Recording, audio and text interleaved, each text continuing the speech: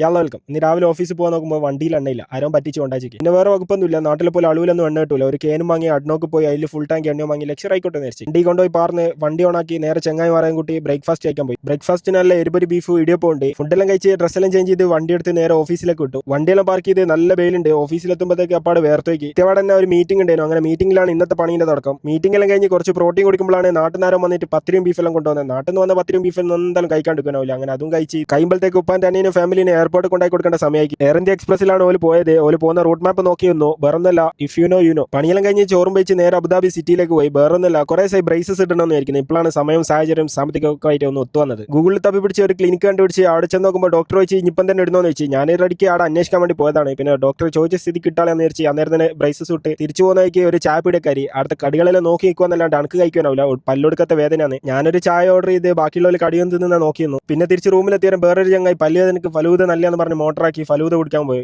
ഇതെല്ലാം കഴിഞ്ഞ് കസിൻ്റെ അവിടെ ഒരു പരിപാടി ഉണ്ടായിരുന്നു, ആ പരിപാടിക്ക് പോയി.